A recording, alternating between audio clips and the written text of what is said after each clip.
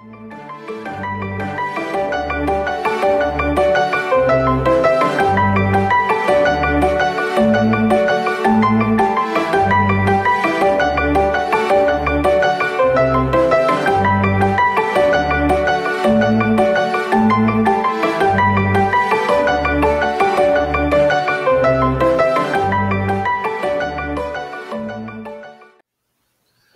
to the weekly Canadian Gender Wars Report. My name is Shannon Boucher. I'm joined by my co-host, Melanie Bennett.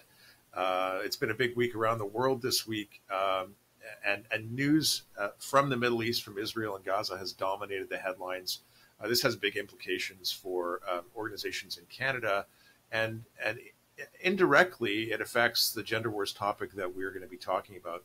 We had some long discussions before our episode today about how we're going to handle this, and we're going to spend some time on it at the end of the episode. Student unions, teachers unions, certain Ontario union leader Fred Hahn, all have ties to the gender wars, as well as to this idea of colonization and decolonization, and so it's really been an uncomfortable week for a lot of people. We're going to drill into some of the implications of that. What else are we going to talk about, Melanie? Well, there has been an article from Canada's preeminent lesbian, Eva Kurilova, who discusses some of the financial ties between... She identifies that way. Yeah, she's identifies also some financial ties between certainly the federal government, our prime minister, and money. So I'd like to talk a little bit about that. And apparently there's been some sporting news. Indeed, the NHL... had a big announcement this week that's caused a lot of controversy in the sporting world. Are you a sports fan? Not in the slightest. I typically have a pause like that myself. I'm not a big sports fan, but hockey is a part of our lives for business reasons, and I have some insights that are unique, connected to the NHL, that I can share about their banning of certain symbols for players.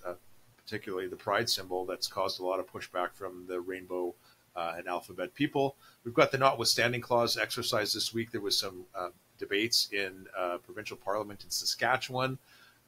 Again, the big theme for the week is decolonization, social justice, and gender ideology. Lots of division and polarization around the world right now. Yeah, and like you mentioned, we're going to spend a little bit of time at the end talking about some of the wider issues about what's going on in the world. But first, I would like to remind everyone that I also have a podcast called The Resilience with Our Duty Canada. And this week, I just released our episode yesterday, I believe it was, with Jess from DDSB Concerned Parents. It's a really great episode. We talk about some of the actions, the on-the-ground actions that they have been taking with DDSB parents. Are very, very, very active. It's actually one of my favorite, if not my favorite episodes. So I hope that you can go on the Our Duty Canada YouTube channel and go have a listen to that. Terrific. And you've got an exciting guest coming up. I won't spill the beans, but The Resilience is attracting some really good conversation. Guest. So it's definitely worth checking out. Yeah. While we're talking about it, though, I want to remind people and I want to thank people for subscribing to our channel last week. We had a big jump in the number of subscribers, and I'm hoping to grow the channel even more. So make sure you take the time to subscribe to the weekly Canadian Gender Wars Report here on YouTube, and like the video. That helps the algorithm. We're going to break down some segments as we have in the past and share them on Twitter and Facebook so people can connect to some of the short little segments that we have and have some fun with some of those moments. So what's up first, Melanie? The first thing I want to just gloss over a little bit here is there was an article out from The Distance, and it's talking about some studies that have been showing that taking cross-sex hormones has a negative effect on cardiac health. So I'm sure that you can go into details on that, but that wasn't surprising to me because in biology we understand. Can I read some of the quote? And then I want to get your perspective as a scientist and a researcher on this, because I want to come back to this theme throughout the episode. So the new paper shows that people taking cross-sex hormones as part of trans identity face significantly higher risk of cardiac problems. comparing health data from 2,671 Danish trans people in their early to mid-20s to a control group of 26,700. The authors found increased risk of heart disease in both the men and women who identify as trans. Transgender women taking estrogen had a 93% increase of heart problems versus the control men group, and a 73% higher risk when measured against control women. So higher risk than men on average, and higher risk than women. And I was encouraged by that, because a lot of the science that we see, a lot of the research, a lot of the polling doesn't give those kinds of specifics about their lots of trans-based research, ideological research, has no control group at all. What are your thoughts there? Well, to be honest, without going into the details, I'm not going to really go into details of the study, but I can say that, you know, when it comes to biology, there's always a cost benefit here. There's no thing for nothing. You cannot get something for nothing. And so that's not surprising. It's nice to see some actual studies with proper controls and things like that. I'll say that. But to remind everyone also, we need more studies like this, because a single study doesn't really show anything other than what happened in that study. Although it seems that there was quite a few, the sample size was quite large, which is positive. To me, that shows that it's encouraging to then continue looking at this kind of information. That's really all that I can say on it without going into too much detail. I'm sort of unfamiliar with it, but yeah, the big picture here really is to remember, when it comes to the body is a whole organism. And when you start treating it as individual body parts that can be interchanged, you're going to have a cost benefit for that. And so I think this study is maybe making an attempt at seeing what that trade-off might be. I mean, that would be my initial thought on it. Yeah, it's unsurprising to me that we would see results like this. You know, there are long-term studies on the use of hormones in adults for other purposes, hormone replacement therapy, for example. And you know, there are implications and warnings and studies that have been done on efficacy for on-label use, if that's the right term, versus off-label use, which is how they're used in trans medicine. So there aren't really long-term research studies, and these drugs haven't been approved by regulatory bodies for use in these terms based on clinical trials. Like you say, there's always a cost to these things, and we know, for example, things like puberty blockers are going to, well, if you block the very complicated process of puberty, which is a symphony of hormones and different processes that lead to brain development and bone density and all the development of secondary sex characteristics. We start meddling with that, it's going to cause problems. So it's nice to see more of these kinds of studies coming out. Yeah, I just want to point out one other thing on that, is that, you know, to make clear, yes, I have a background in science, but I'm not into medicine. Like, I study biology, but from an ecologist's perspective. And so I understand systems. I understand the interaction of plants and animals, or even, you know, the cycles of different nutrients in the soil and so on and so forth. Oh, what I can say as an ecologist is one thing that comes up over and over and over again is the hubris of man in thinking that it can change very fundamental processes in nature. So one of the things that happens all the time, so for example, with the cane toad in Australia, you know, the idea of bringing this toad to eat bugs, I think it was at the time, but then this toad took over and it takes over whole ecosystems, or the same thing with rats all over the world. And so this idea that human has this hubris to think that it can change very complicated systems and no bad will ever come of it. I think, unfortunately, we're going to see some of that with some of these ideas in the transgender ideology, where you can just interchange body parts and no bad will come from that, despite the fact that, as you pointed out, the endocrine system is a hugely complicated system within the body. So yeah, I mean, those are kind of my thoughts when I read things like that. What were we moving on to? What was the next one? I'm going to move on to the Saskatchewan piece right now. And I think the segue is we're talking about medical transition. In Saskatchewan, they're talking about social transition and secret social transition in school. And that's the big impetus behind this new parents' rights bill. First, I want to go to a video from the Education Minister of Saskatchewan. It's very short, and it's about the approach that they're taking. Now, did you have a chance to watch the video beforehand? Yeah, I had a little peek. Yeah, let's watch it. You did? Okay, so let's roll it. We believe that every child's journey should be a shared one, with parents at the forefront of every decision. The Parental Bill of Rights is an inclusionary policy that ensures parents have a voice in their child's education, their well-being, and their future. And we understand there are significant challenges that young people face today. And we know that parents play a crucial role in helping their children grow and develop. Our government believes that the default position should never be about keeping important decisions from parents. There are supports available to children in our schools, as well as in our communities around the province, that will allow children, parents, and school staff to work collaboratively through difficult decisions and conversations. I would encourage all parents to get involved in their child's education. Together, we are creating an environment where parents have a voice in shaping our next generation while building strong families. Yeah, watching that, it just seems quite sensible. They're saying what they've been saying this whole time, that, parents should be involved in their children's education, and that, if there are issues, then there are systems in place to deal with those issues. And, the parent secrets are not a good thing. I mean, that's generally what we want in a society, is it not? Yeah, I think so. I think they did a really good job of focusing on the positive outcomes, the positive processes, instead of fighting against the narrative, fighting against the secret keeping. They're just saying, look, this is what we want education to be. And I actually thought it was kind of inspiring. Of course, this is it's a policy video. It's a public service. It's presenting what the government is doing in a favorable way. And I thought they did a really good job of it. Yeah.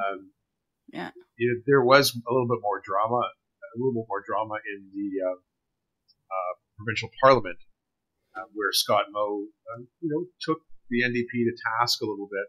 Something like, and we're going to share the video in a second, but something like the way that the Abbotsford MLA, Minister of Legislative Assembly in British Columbia, took the NDP education minister to task the week before.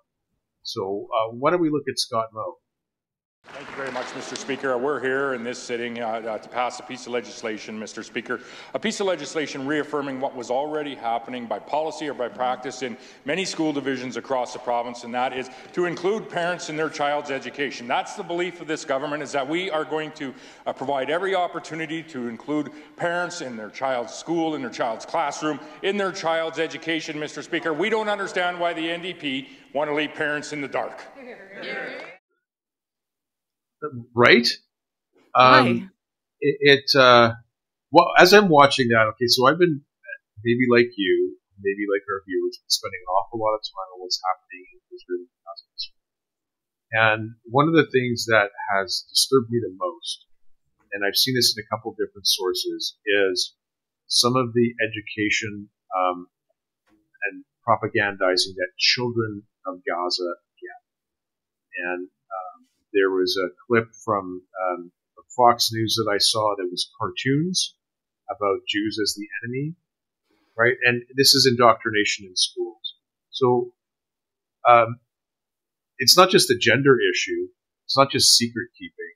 It's the NDP and these policies we talked about in our episode last week that have been smuggled in without any scrutiny are to divide children from parents. That's the effect here.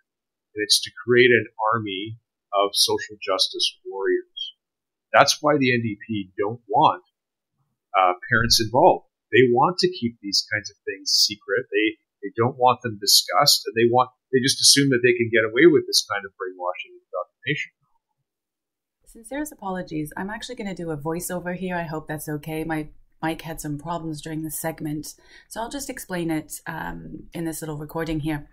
I've been reading a lot of Herbert Marcuse recently, And Herbert Marcuse is probably the most influential Marxist philosopher / political thinker who brought us such hits as critical theory.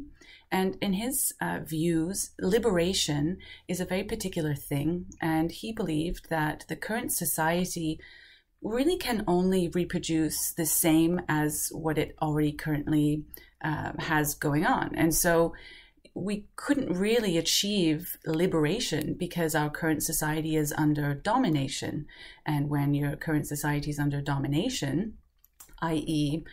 Has a system of oppressors and the oppressed, then it can only really reproduce exactly that same model. And so we cannot possibly fathom what liberation truly means, the true experience of being liberated, until you undermine and you get rid of the current society.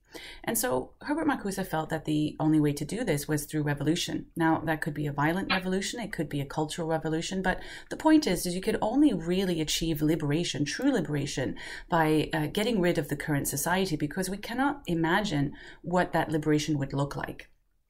And so what he proposed is got known as the Great Refusal.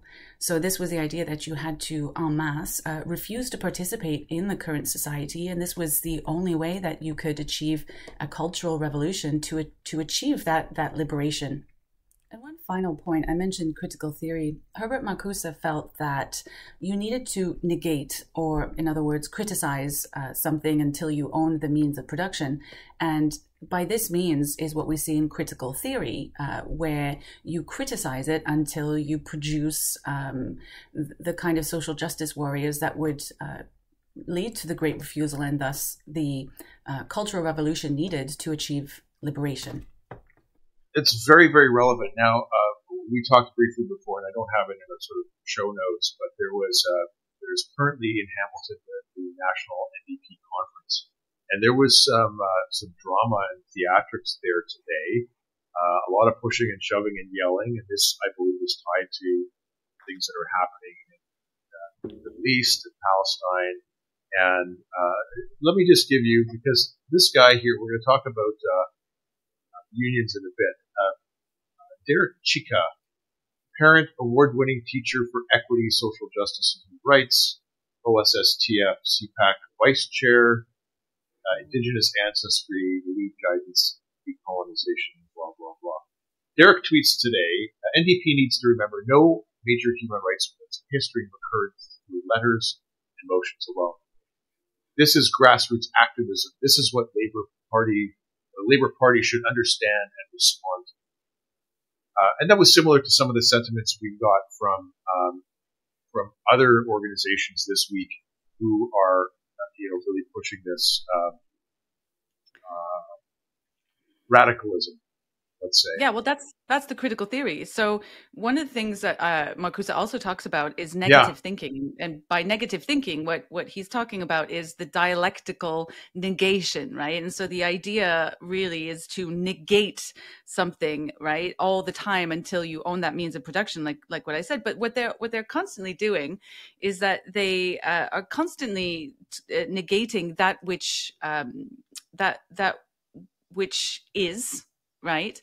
But they never provide that which ought to be. And so there's no solution to what they're doing, because the whole goal of all of that is to essentially complain until the thing is destroyed. And that's what we're seeing in our politics. Yes, in essence, yes. And that's what we see. Yeah, well, in this case, I thought that the Education Minister of Saskatchewan did a great job of articulating a positive vision. Yes.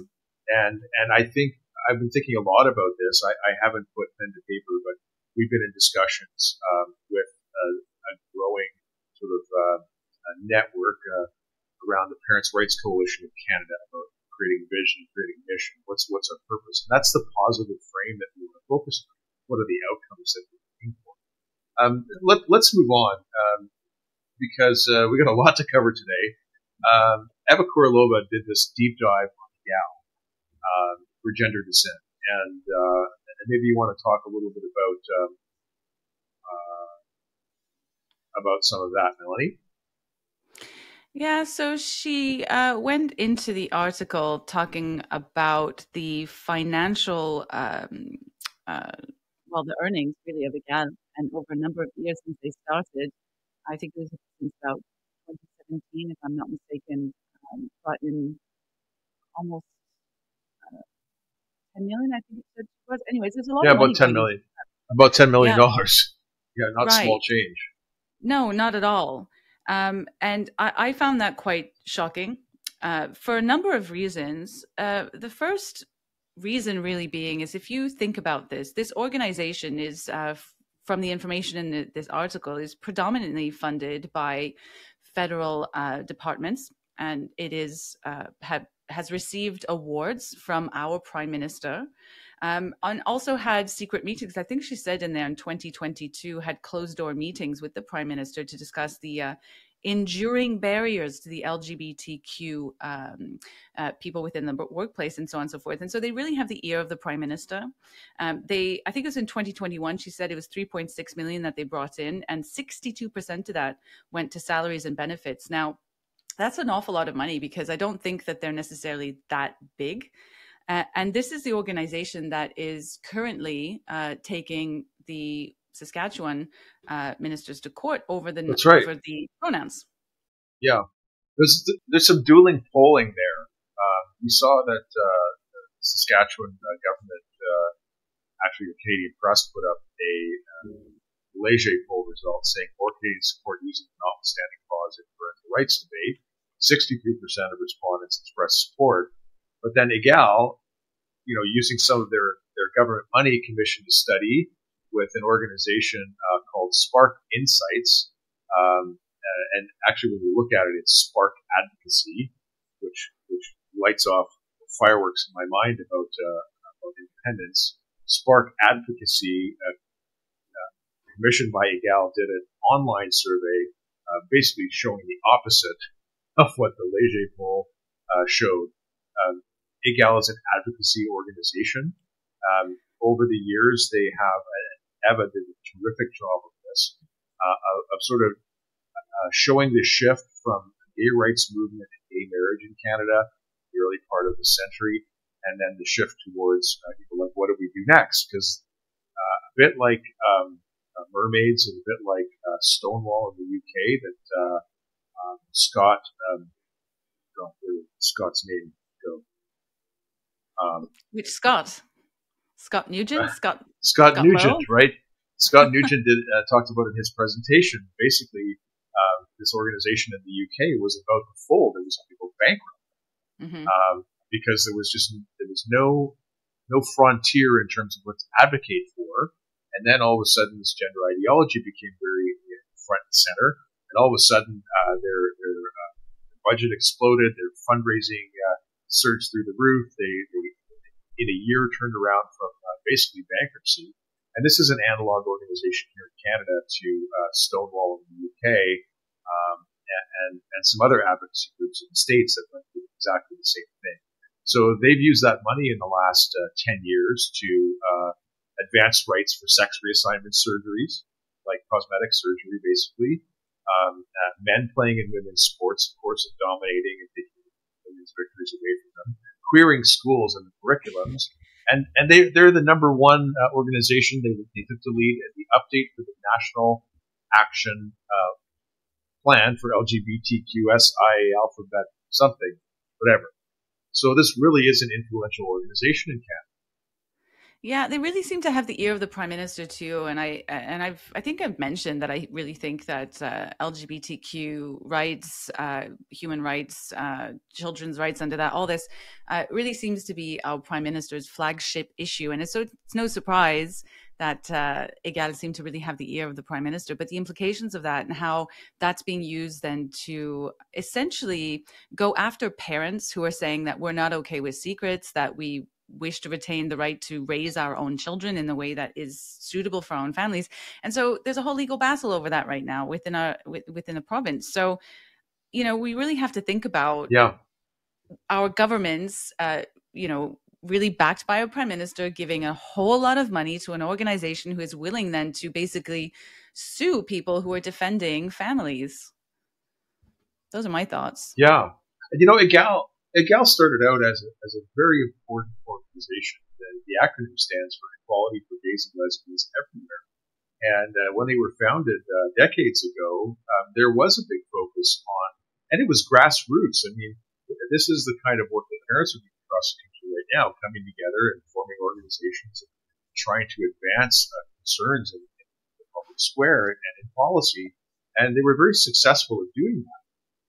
But now, this isn't a grassroots movement anymore. It lost its grassroots connection decades ago, from what we can tell. And I think an appropriate term is astroturfing. Astroturfing, are you familiar with that one? No, you tell me. Astroturfing is fake grass or fake grassroots, right? It's an organization that gets their money from either secret sources that are much bigger than them, and they fake looking like the grassroots, or they're getting money from, like in this case, the government. This isn't coming from people on the street. It's not coming from groups of trans people who are dealing with issues. This is coming from policy wonks, from academic theorists, and from the universities around this queer theory. And it's being implemented not from the bottom up, but from the top down, which is kind of frightening. Absolutely. And Egale really isn't the only significant organization pushing gender ideology and leveraging beyond their mandates. I think you mentioned at the beginning of the episode, our favorite person, Fred, apparently Justice Princess Hahn, president of CUPE, put out a very, very interesting tweet. Do you want to talk about that? I mean, first of all, the union local at 3906, I think, was the union local for the group McMaster, put out a tweet about their solidarity with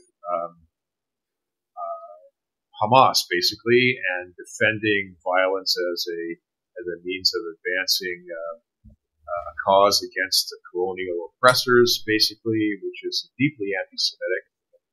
Fred Hahn liked that tweet, and then he put out an image of From the River to the Sea, Palestine will be free. And, from what I understand, the Hamas charter basically says eradicate the Jews. They're a genocidal organization, a terrorist organization.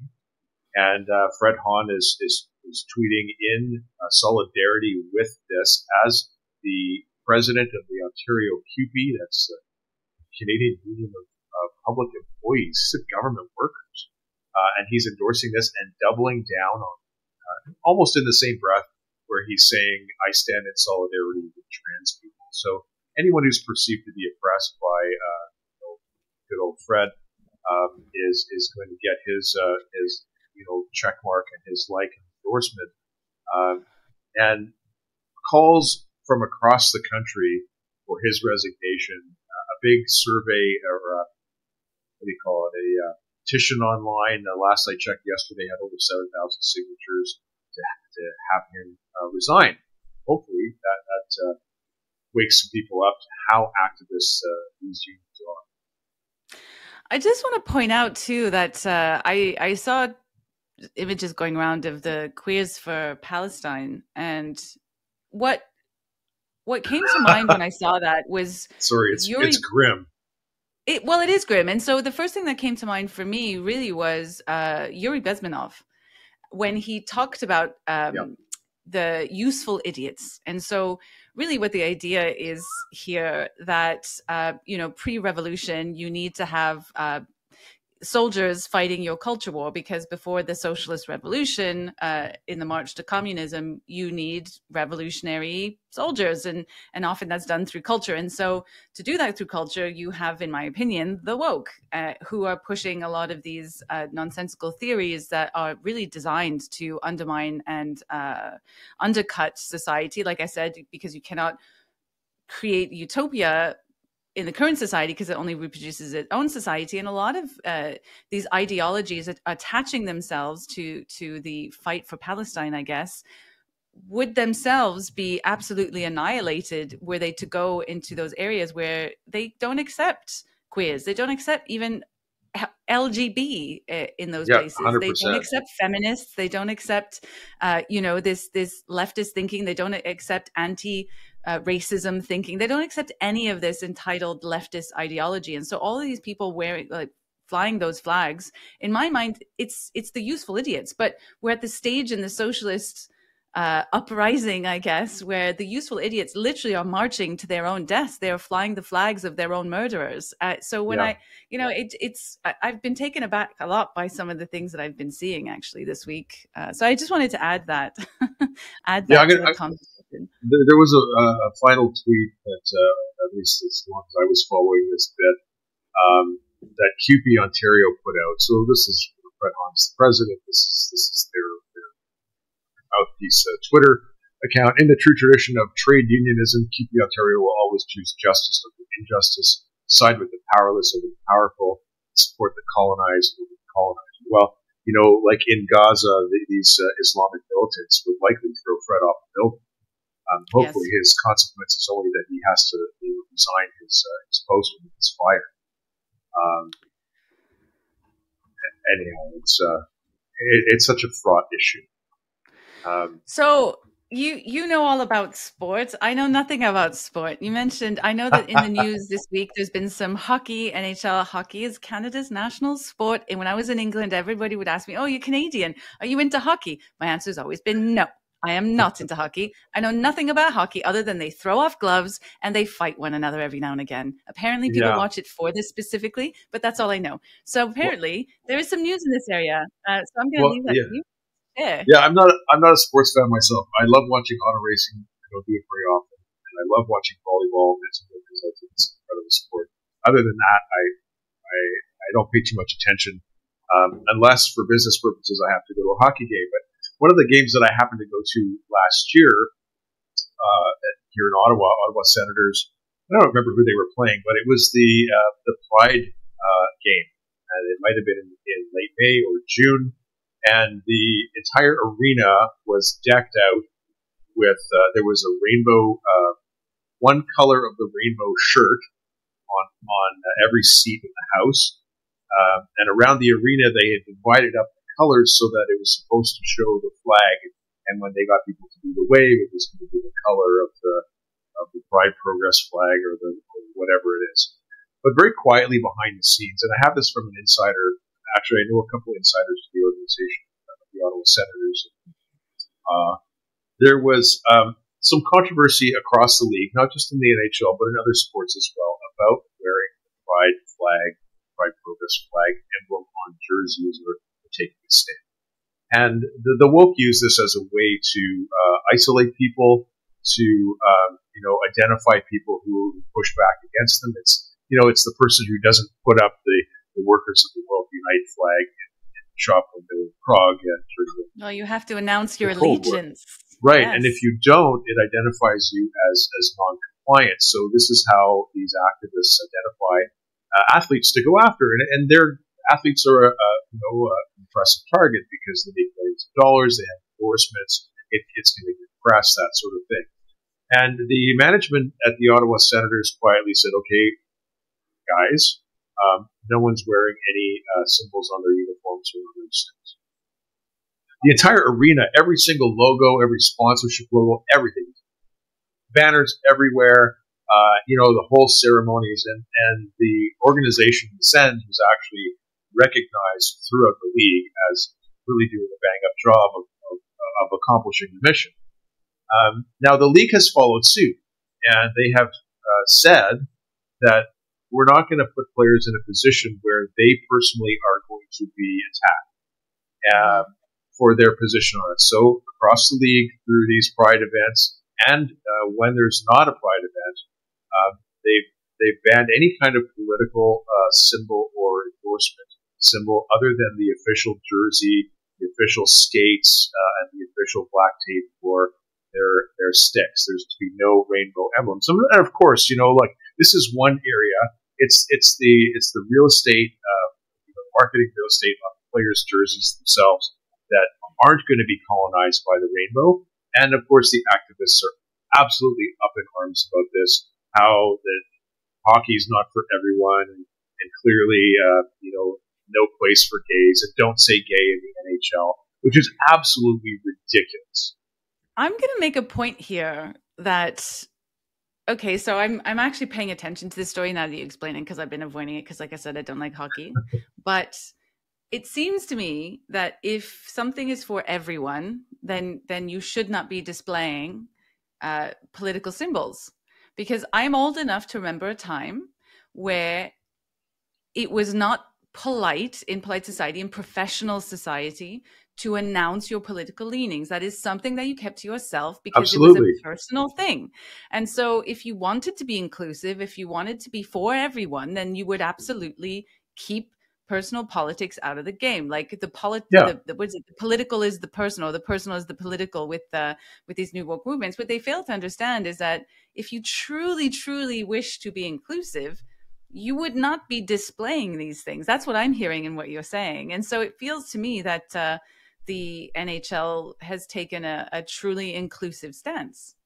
I think they did a really good job. There's no expressed intent whatsoever to cancel Pride, the Pride game that every home team is going to have at some point in the season.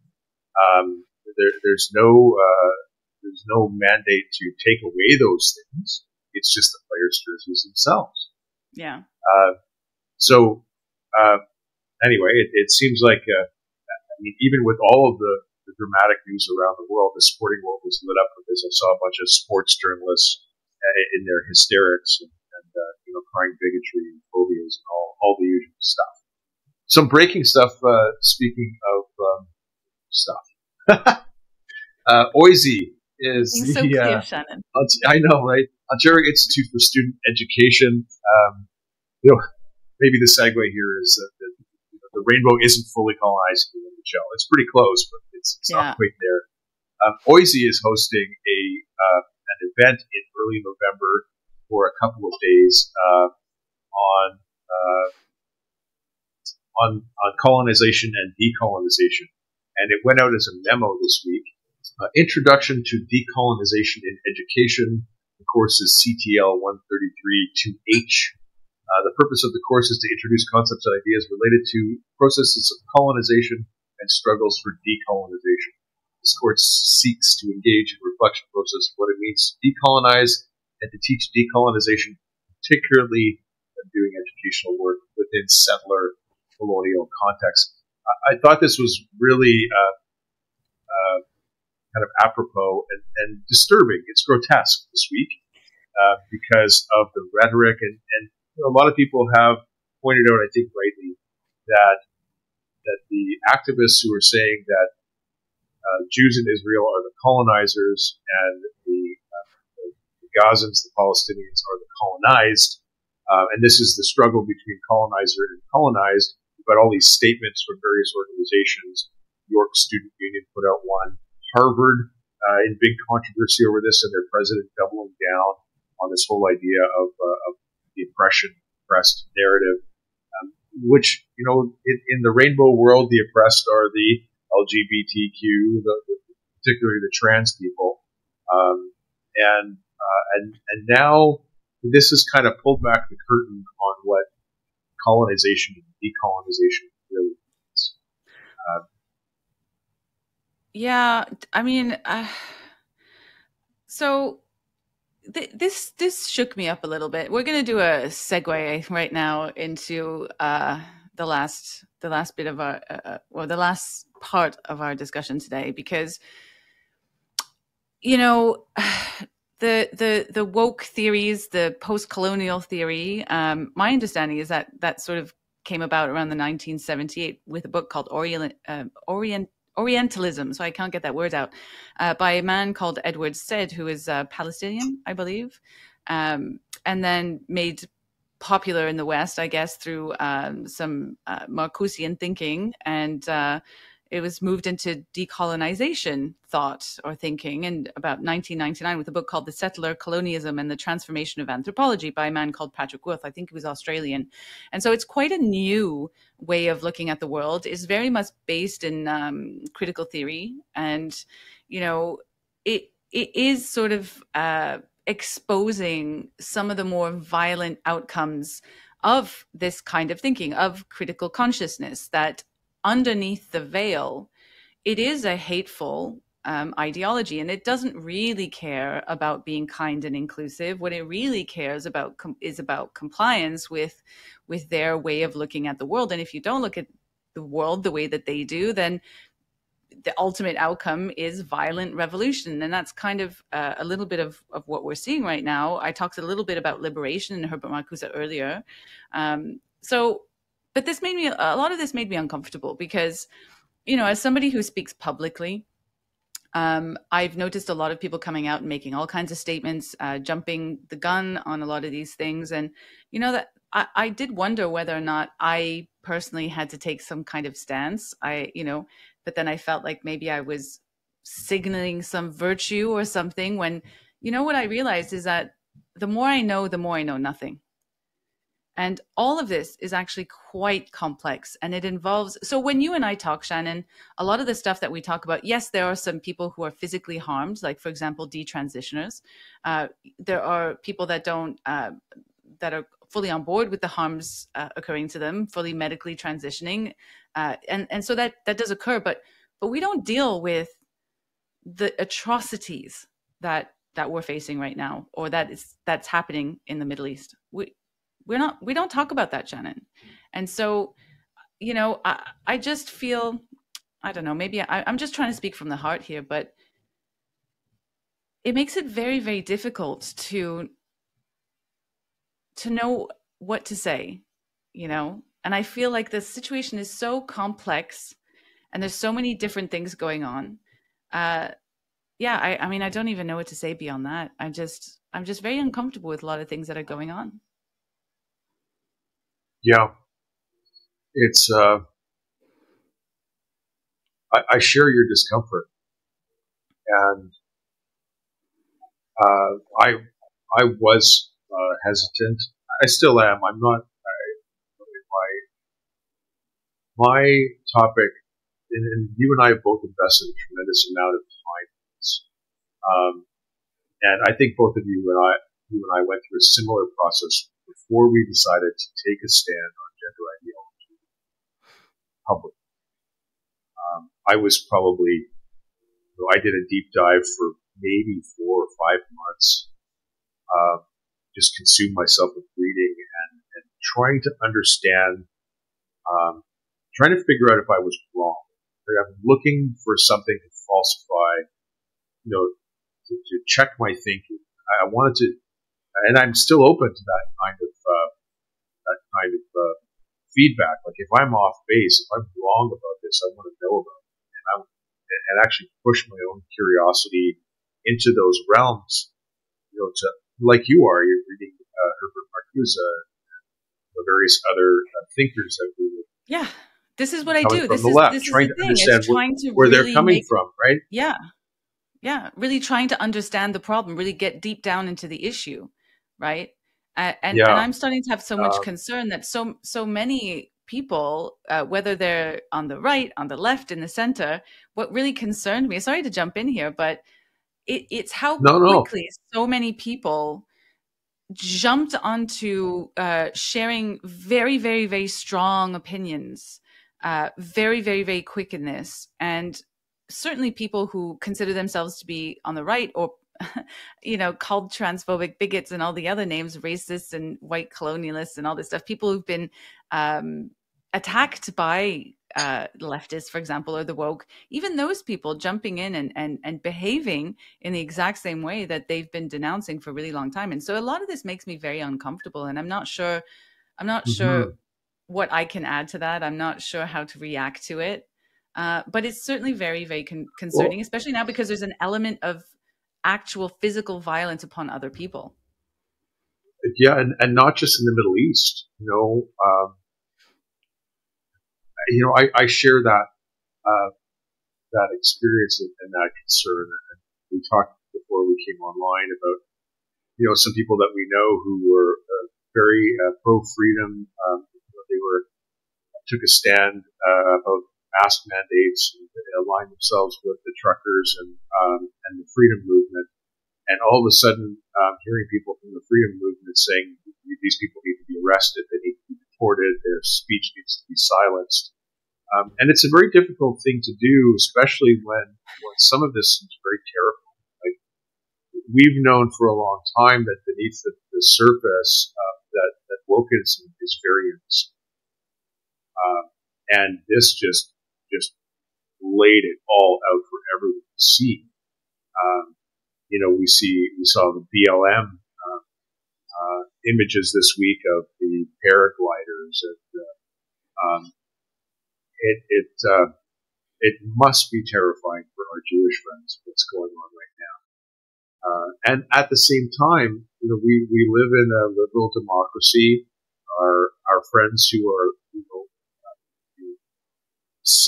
kind of centered in the classical liberal values, libertarianism, don't want to see censorship. The argument that we've been trying to make for years is that we need to have open discourse. We need speech to come to the surface, so that we can exchange ideas with people and get to the truth. And by suppressing it and advocating to suppress it, there are people who seemed like, in certain respects, we're coming from the same values perspective around gender issues, around masks and mandates and COVID and things like that, but all of a sudden becoming very intolerant themselves. Let me just say something that occurred to me. Okay, so I'm going to put a little bit of a tinfoil hat on here, but when you go calling for major action on something that is so new, and look, in social media, okay, my post today, just to give an example of me and two of my friends hiking, got marked as sensitive content. We're smiling, we're happy in the woods, and I got marked sensitive content, okay? Why is that marked sensitive content when I have seen dead babies and I have cried my eyes out over that, okay? I have seen horrific stuff over the last few weeks. So that does raise a lot of questions as to what the hell is going on and why is there a propaganda machine going on right now. And so if you fall into it so quickly without taking a step back, without observing, and you call on strong actions from our governments, from whoever, right? What kind of actions do you think that they're going to take? We've just come out of COVID, where the strongest of actions were taken and people are no longer buying that. Well, people who have control don't like to give up control. Right. So even if you are just protecting your own self-interest, like a lot of this very strong, reactive, emotive reactions from people, I just feel like, I don't know, maybe this is just me, but I would just like to, I hope that we can all take a collective breath and just try to take a step back, because the continuation of stronger and stronger rhetoric and wanting stronger and stronger actions, I'm just thinking that could result in some things that we maybe don't want to experience, and whatever that looks like, I don't know, but I just don't think it's going to be pretty if we keep going down this road. So I guess with the podcast, the only thing that I would like to add to the conversation, more than anything else, is a bit of restraint, a bit of thinking clearly, a bit of adulting, a bit of taking a step back for everyone. Look, there's going to be extremists that it's going to exist, but I think to overcome what's going on, I think we need to be mature adults, and I'm worried that I'm not seeing much of that. Yeah. The whole thing has really drawn a bunch of new lines. Like, we thought we had a sort of map of parents' rights movement in Canada, and there really has been a line drawn kind of down the middle.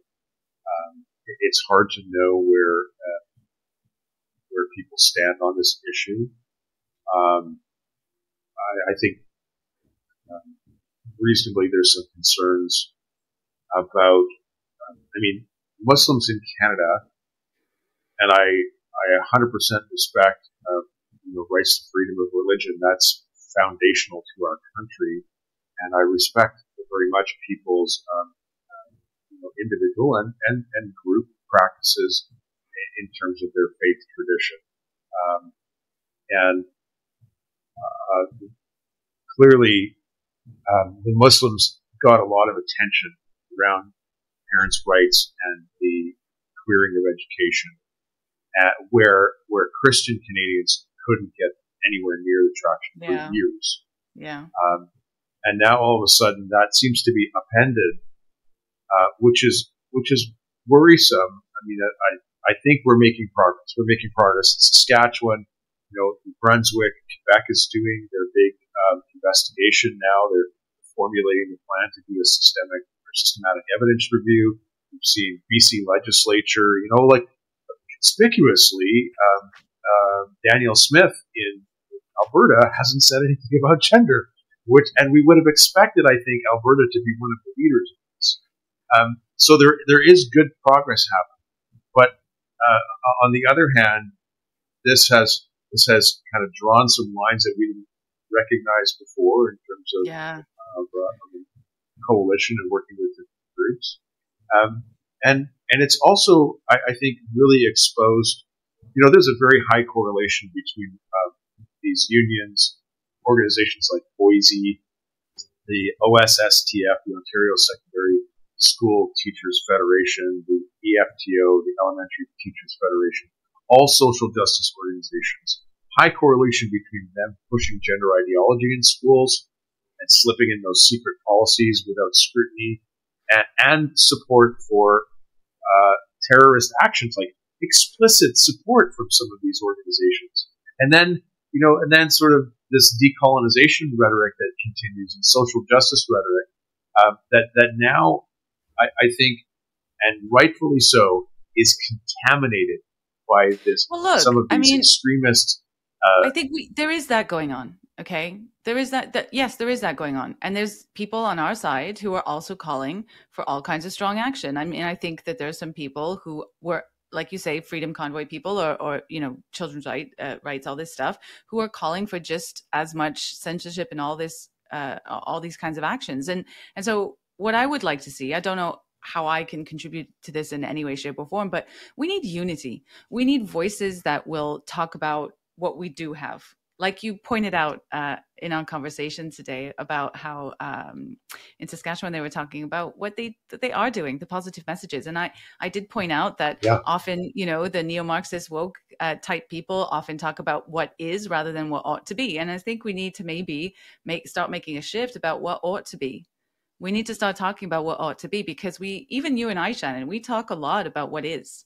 Right, we expose things, and that is talking about what is. But that does not provide a path forward for a better future. It just complains. And so, in some respects, even you and I are exactly the same as the woke that we talk about.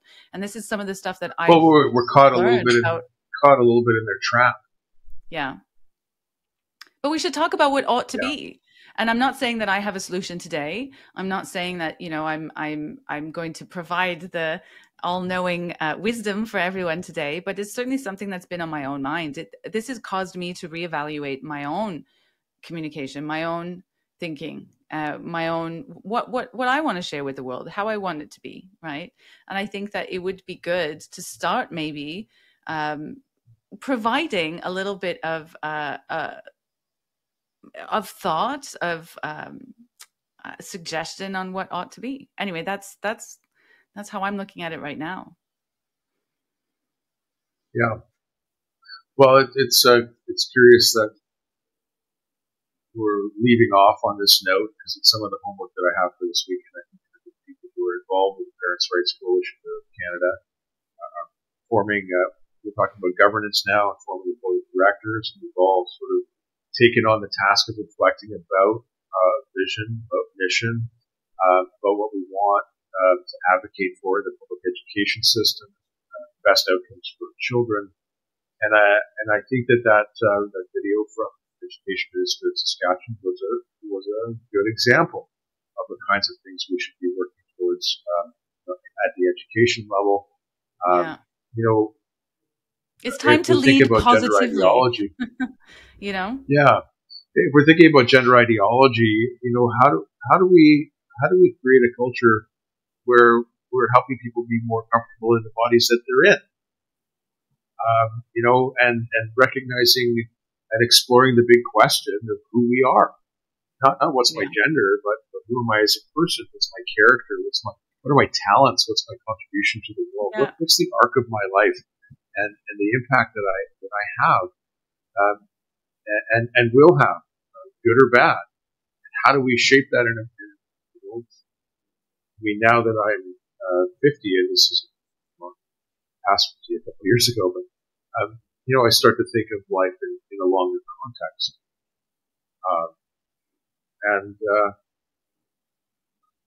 What's my contribution to the world? Not to tear it down, but what do I want to create? It's time to start leading positively. It's time to start providing some kind of better future, because our leaders are certainly not leading us. And so it's really down to us individuals to provide a positive way forward. And that's what I hope to see. That's the change that I hope to see. Yeah. How about the change we hope to be?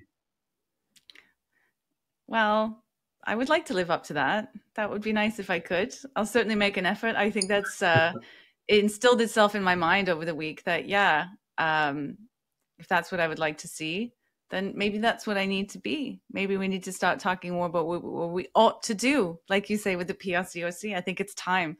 I think certainly with the uprising, a lot of people are seeing the negative consequences of the march through the institutions of socialism, etc. And so maybe it's time now. Maybe it's time to take that role in trying to shape a better future. So we'll see.